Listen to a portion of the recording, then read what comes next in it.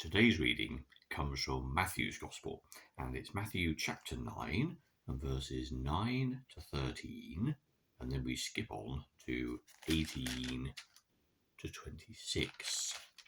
So in Matthew's Gospel, in this section, Jesus has been moving amongst people and healing so many. Healing a man with a dreaded skin disease, the Roman officer's servant. There's a section entitled Jesus Heals Many People.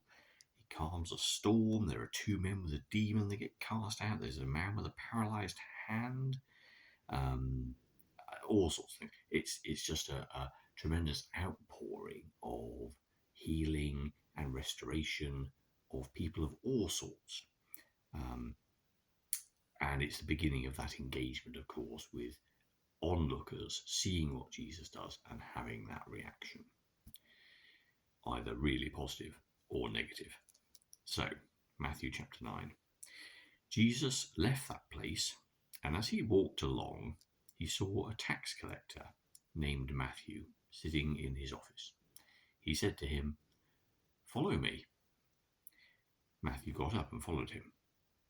While Jesus was having a meal in Matthew's house, many tax collectors and other outcasts came and joined Jesus and his disciples at the table. Some Pharisees saw this and asked his disciples, "Why does your teacher eat with such people?" Jesus heard them and answered, "People who are well do not need a doctor, but only those who are sick. Go and find out what is meant by the scripture that says, 'It is kindness that I want, not animal sacrifices.' I have not come to call respectable people, but outcasts." While Jesus was saying this, a Jewish official came to him, knelt down before him, and said, "My daughter has just died, but come and place your hands on her, and she will live." So Jesus got up and followed him, and his disciples went along with him. A woman who had suffered from severe bleeding for 12 years came up behind Jesus and touched the edge of his cloak. She said to herself, "If I only touch this cloak, I'll get well." Jesus turned round and saw her and said, "Courage, my daughter, your faith has made you well."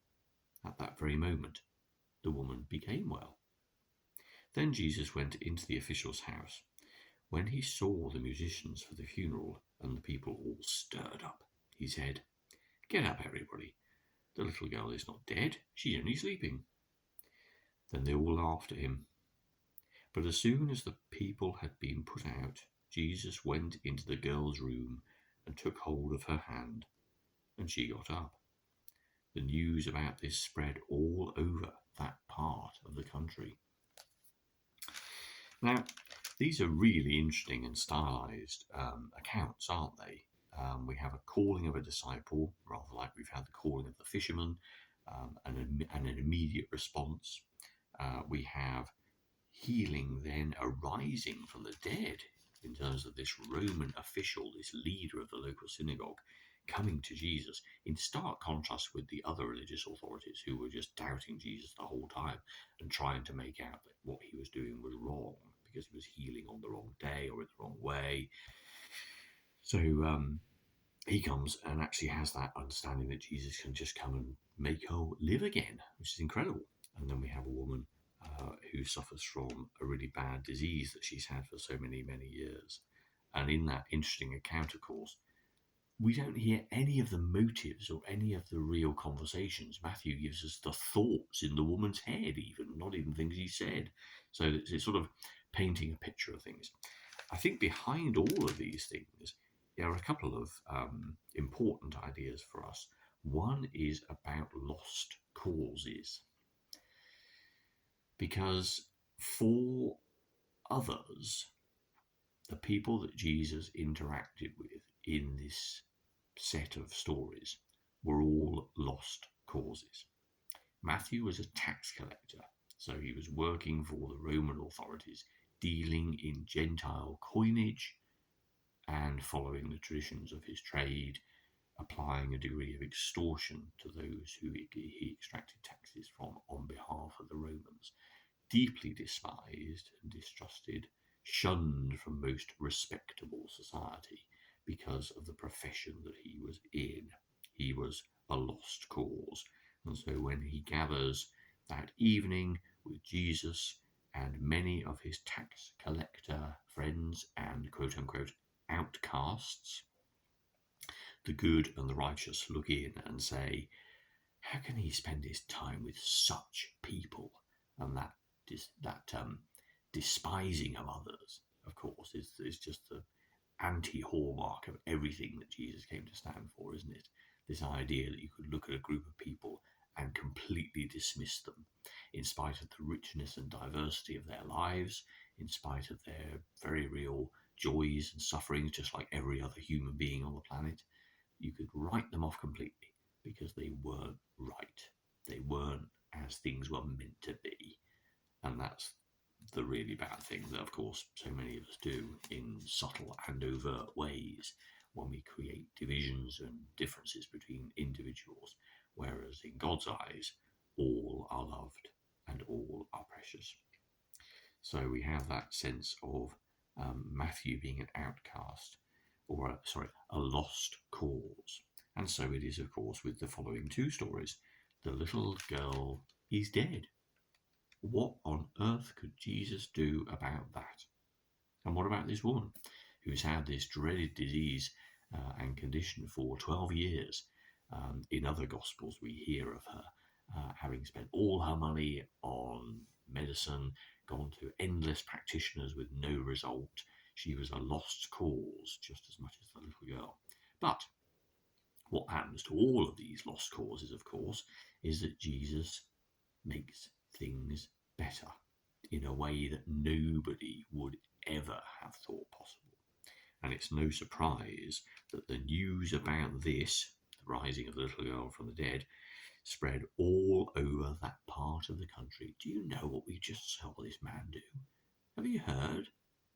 This little girl comes back to life from being dead, and to a lesser extent, the story within the story, the woman is healed without even saying anything. Jesus knowing her condition. And you see, that's an interesting point, isn't it, about lost causes and God's response. Because what God says in the person of Jesus to Matthew is, follow me.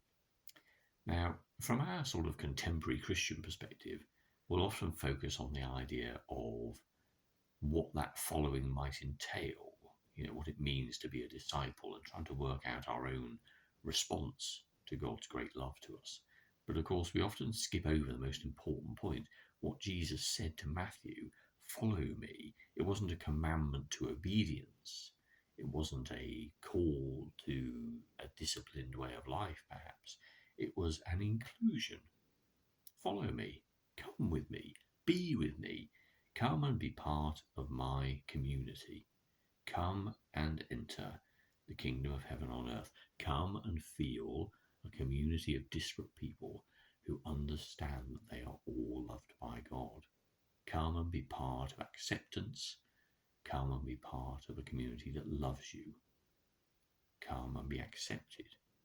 Come and be set free from the things that hold you back. Come and be free and have a new life. So all of these things, you see, are wrapped up in that simple phrase. Follow me, come with me, be with me. And so it is for the leader of the local synagogue. When his daughter is restored to life, what then of his experience of Jesus? What then his reflection on what God is doing in and through this person? What a lifetime story that little girl will have. Do you know what happened when I was younger? I died. But this man Jesus came and brought me back to life when my father pleaded him to come. And what about this woman?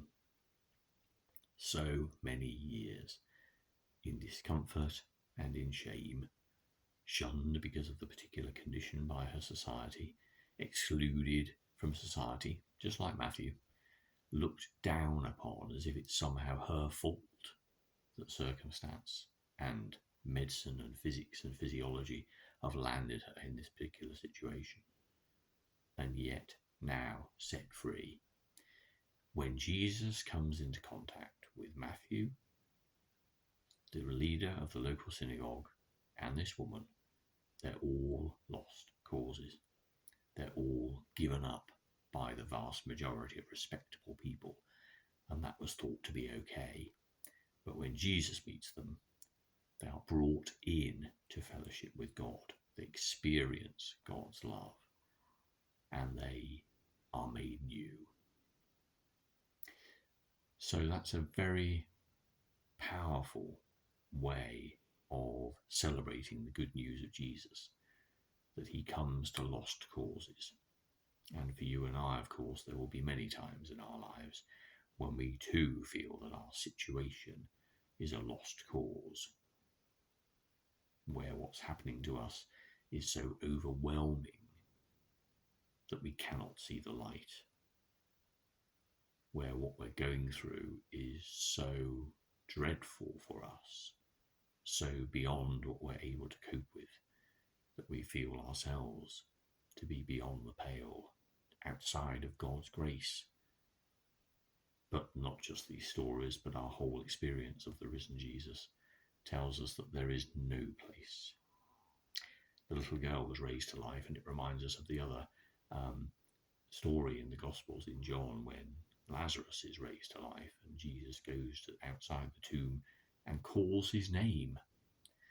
And what the theology of John makes plain is that that's what God can do. Where was Lazarus?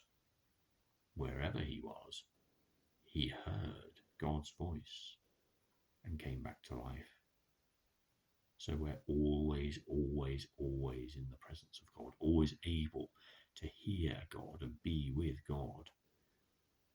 But God, of course, comes to us and transforms things.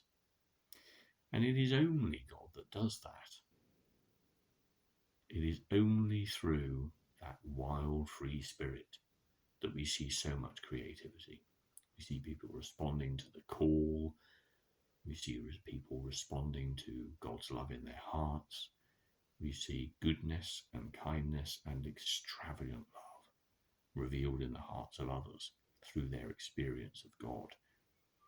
What might have been thought of as lost causes, maybe not so extreme as to be socially excluded, but people whose perhaps lives have been damaged so deeply, people who have found it impossible to be themselves, properly themselves, fully themselves, and people who have never experienced peace, coming into an awareness of God in their lives because God has come to them in a way that everybody else would think you're just a lost cause. Thankfully, none of us ever are, and God's love for us is always, always on offer, always.